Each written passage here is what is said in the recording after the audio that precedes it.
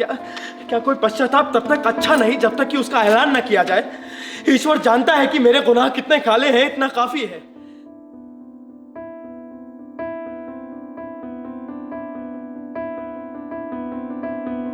बच्ची, क्या कोई तुम्हें पीड़ित करता है?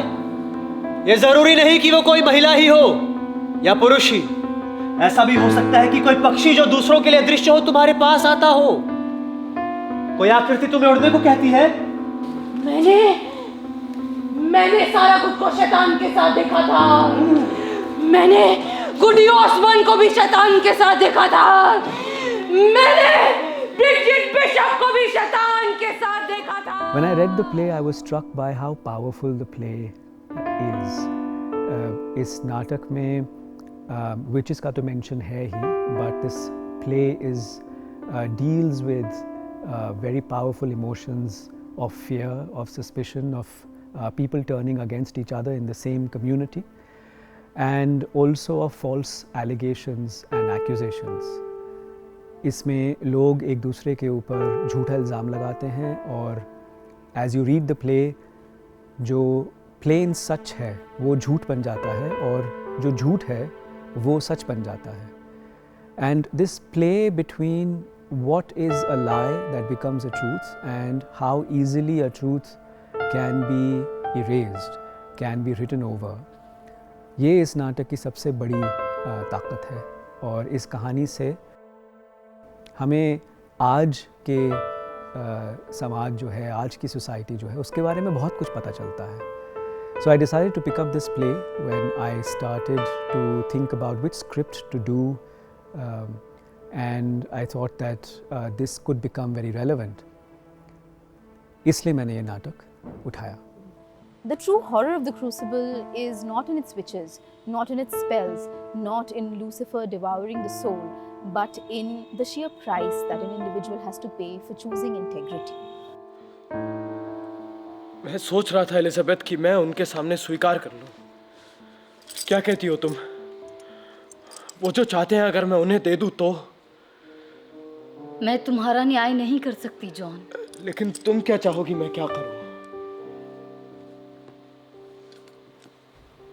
What struck me most about the play was its question of moral conscience.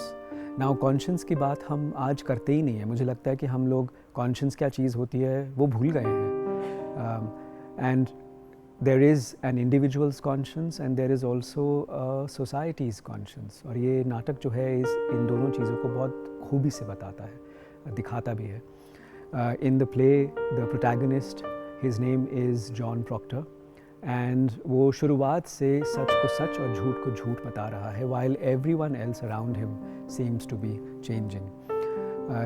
He is a very interesting character because what he goes through in the play, his journey, leads him to a moral awakening at the end. वो जो है डरता भी है सच बताने से, झिझकता भी है सच बताने से, लेकिन साथ साथ उसे धीरे धीरे एक हिम्मत भी आती जाती है. उसको कायर भी दिखाया गया है right towards the end, but when he is asked to name his friends and his neighbors falsely as witches, वो वहाँ पर रुक जाता है. He stands up and he says no when he is asked to say yes. This kind of moral awakening at the end of the play is very moving, is very profound, and I think this is a message that has to be given out to the audiences today. और इसलिए मुझे लगा कि ये नाटक जो है वो आज हमें करना चाहिए. इसलिए द क्रूसिबल को ट्रांसलेट करने के लिए जो ज़बान है उसकी खसलत इस तरह की होनी बहुत ज़रूरी थी जो किसी एक रिलीजियस या रीजनल कम्युनिटी की तरफ इशारा ना करती हो. बिकॉज जो सेंट्रल सवाल है द क्रूसिबल का वो हम सब पर लागू होता है, which is what happens when fear becomes more powerful than truth itself. उसके पंजे फैला रही है.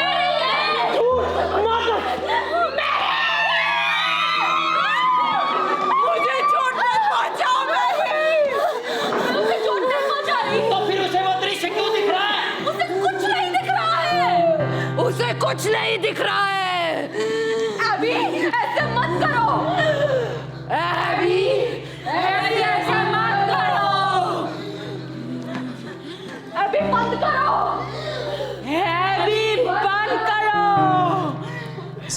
Crucible, divided in these 4 acts, has each act has its own crescendo. It builds up to the vastness of it, and you feel that movement. It's not just personal. It's the whole village which is moved by a certain किसी ने एक बयान दिया और उससे सब कुछ हिल गया. तो उस ट्रांजिशन को किसी तरीके की मेटाफोरिकल फिजिकलिटी में लेके आना बहुत ज़रूरी लग रहा था. ये चीज़ें मूव होती हुई हमें दिख रही थी, हमने आकार इसे देने की कोशिश की है किसी तरीके की. I am very grateful for this opportunity, honestly speaking.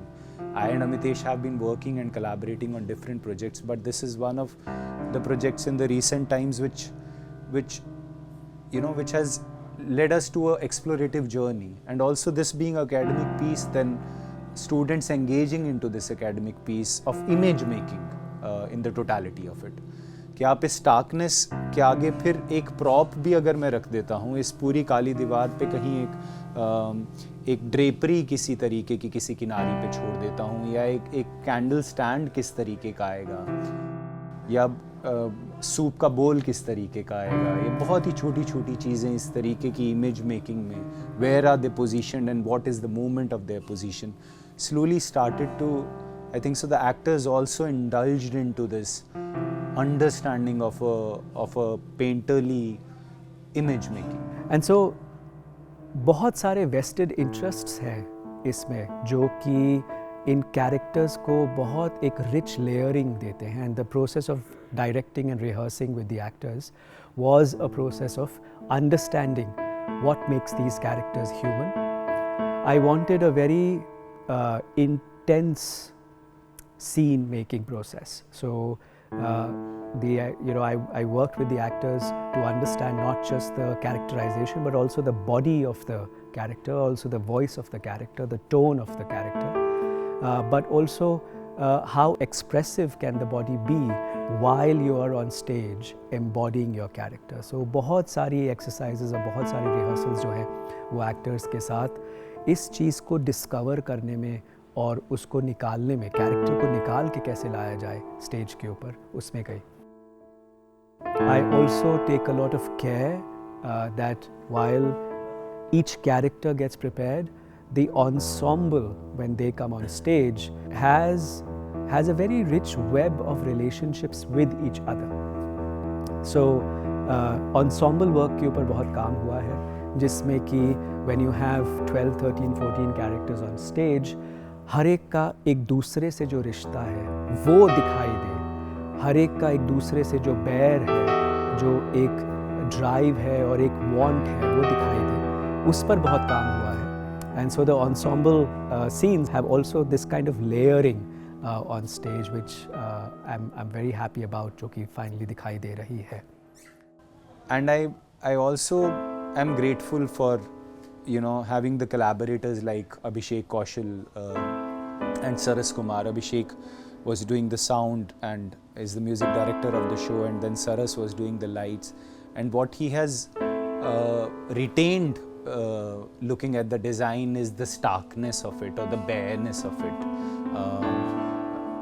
लगभग आपको ऐसा लगता है कि वो एक एक लाइट की लाइन से फिर उन दरवाजे, उन खिड़कियों से, उस रोशनी से लगभग उसे एक पेंटिंग की तरह आपके सामने रख दे रहा है, जिसमें इस तरीके के एक्टर्स की बॉडी लाइंस का डायरेक्टर ने फिर पोजीशनिंग और कॉम्पोजिशंस में ध्यान रखा है. सो ये डिज़ाइन जो है ये ऐसे डेवलप हुआ कि विद माय सेट डिज़ाइनर सार्थक Narula, we decided that we are going to only play with the color black.